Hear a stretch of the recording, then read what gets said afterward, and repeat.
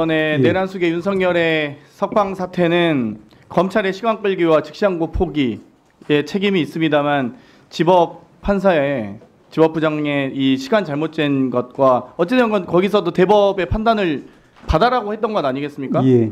근데 지 부장 판사는 왜 본인이 공동집필하고 상호 감수했던 형사소송법 해설서의 내용과 배치되는 판결을 한 것입니까? 그 시점의 차이가 있고 또 어떤 판단, 그동안의 어떤 이론적인 근무하다 보면 판사님들 생각도 바뀌시니까요.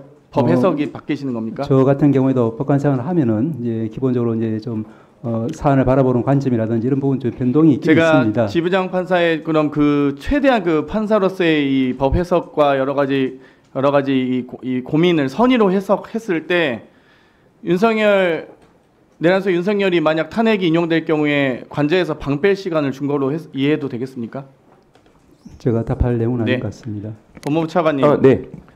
이 검찰의 실책 두 가지 중에 시간 끌기와 즉시항고 포기 두 가지를 지적하지 않을 수 없는데요. 검찰은 23일로 이 사건 이첩 받을 때 기소하지 않고 바로 또 구속영장을 신청합니다. 네. 그렇습니까? 네. 왜 신청을 했습니까? 추가 수사가 필요하다고 판단해서 두 번에 걸쳐서. 그러니까 이것 자체가 시간 끌기라고 계속 이해가 되는 거고, 그러면 두 번에 걸쳐서 법원이 불허했으면 왜 또 갑자기 검사정회를 또 개최합니까? 그 부분은 워낙 사안이 아니 중요하기 검사가 때문에. 이 기소할지 안 할지 판단하면 되는 거 아니에요?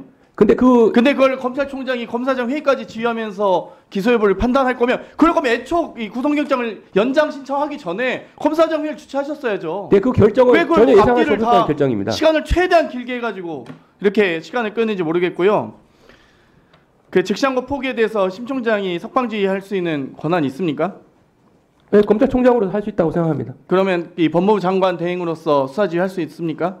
총장에 대해서는 할 수 있습니다. 그렇죠. 그러면 왜 총장에 대해서 수사지휘 안 하십니까? 방금도 이 법원의 판결 그리고 석방지휘한 것에 대해서 잘못된 판단이라고 아니, 생각하신다면서요? 법원의 결정이 부당하다고 말씀을 드렸지. 법원의 판결 부당한데 다투는 거기에 대해서 항소 위원이 포기를 만든답니다. 하잖아요. 예. 그러면 거기에 대해서 수사지휘 할 수 있잖아요. 아닙니다. 장관 대행으로서. 그러니까 부당한 법원 판결에 대해서 위헌적인 수단으로 다툴 수 없기 때문에 즉시 항고를 포기할 수밖에 없었습니다. 앞으로 계속 그러면은 그 대검이나 검찰은 앞으로 이제 구속 취소 나오면 법원의 판결 존중해서 시간 단위로 계산하실 건가요? 일 단위로 계산 안 하고? 왜 근데 대검에서 또 일 단위로 계산하고요? 아니, 그러니까 앞뒤가 안 맞다고 하는 거예요. 그러니까 기본적으로 시간 단위로 해서 거기에 대해서 법원의 판결에 대해서 부당하다고 생각하셨는데 검찰이 시간 단위로 한다고 했다가 또 하루 만에 말을 바꿔서 일 단위로 한다고 산정을 한다 했어요. 그러면 둘 중에 하나는 부당한 거 아닙니까? 검찰의 입장은 바뀐 적이 둘 다 없습니다. 맞습니까? 시간 단위도 맞고 일 단위도 맞습니까? 일 단위로 사유가? 한다는 것이 저희가 환기때 원칙이고 법원의 결정에 대해서는 수긍할 수 없습니다. 그러니까 둘 중에 하나는 잘못된 거잖아요. 대검이 한 사건에 대해서 시간 단위로 계산했고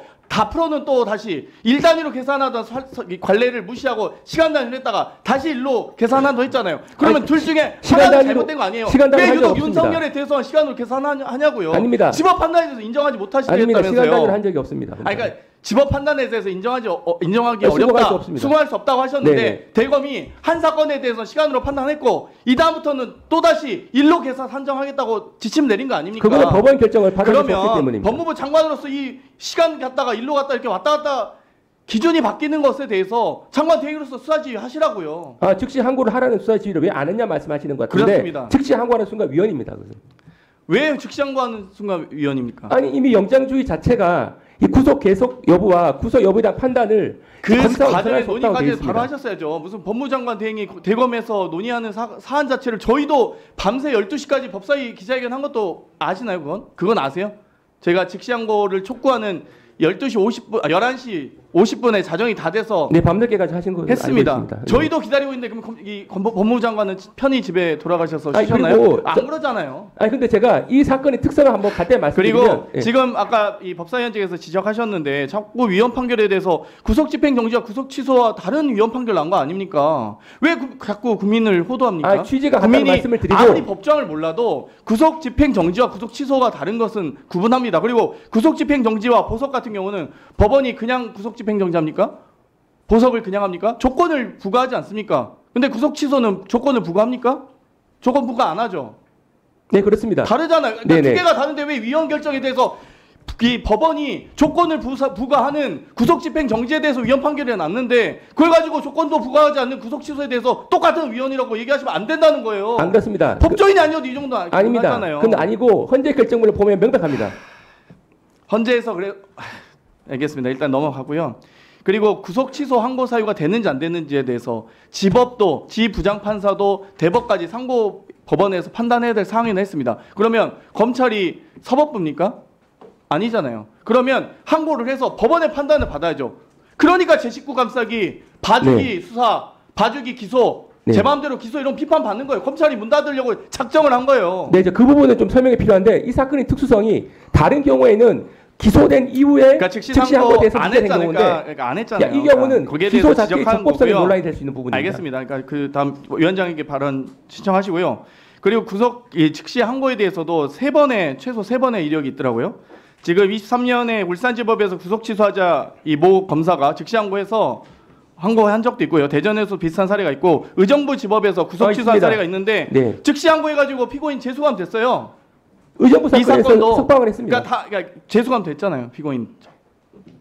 그러니까 의정부 기본적으로 지법에서. 지금 여기서 문제되는 것은 왜 석방을 그러니까 하냐라는 부분인데 다 석방을 그러니까 했습니다 당시에. 석방 여부는 항고법원에서 판단하겠죠. 근데 여러 이 사건에 대해서 구속 취소 판단이 나오고 나서 대거 검찰이 다 즉시 항고했잖아요. 즉시 항고 했는데 왜 이 이번 석방을 한 윤석열에 상태였습니다. 대해서만 안 하냐고 지금 질문 드리고 있는 거예요. 아니 지금 즉시 항고를 하는 그러니까 순간에 그동안 위헌 판결, 헌재 판결을 그렇게 존중하셨으면 왜 3번을 했냐는 말이잖아요. 제가 어렵게 질문했습니까? 이 부분은 이미 신병 문제가 더 이상 없는 상태에서 즉시 항고를 한 신병 상황이 문제 있잖아요. 지금 윤석열이 석방되면서 온 국민이 피곤하고 지금 국정 안정도 안 되고 있고 경제도 불안한 거 그러니까 아닙니까? 기존 사례는 신병 문제가 없다는 걸 말씀드렸던 그래서 거고 지금 일선 검사들도 즉시항고 포기한 것에 대해서 법원의 결정도 이해가지 않고 즉시항고 포기한 것도 이해가지 않는다는 의견들이 올라오고 있습니다. 알고 계십니까? 일선 네, 검사들이. 알겠습니다. 거기에 대해서 입장 정리해서 공개하실 생각 있습니까? 근데 그 부분은 충분히 우리 일선 검사들한테 설명할 수 있다고 생각합니다. 아니 그러니까 공개하실 거냐고요. 공개 여부는 또 별개 문제인데 제가 충분히 아니 예. 일선 검사들한테 개별적으로 내통하지 마시고 네. 공개적으로 하시라고요. 법사위 자료 요구도 응하시고 좀 제발 좀. 네, 충분히 설명할 뭐 여유가 하는 있습니다. 수단입니까, 도대체? 아니 이 부분은 제가 토론을 하라고 해도 할 수 있습니다. 공개하시죠.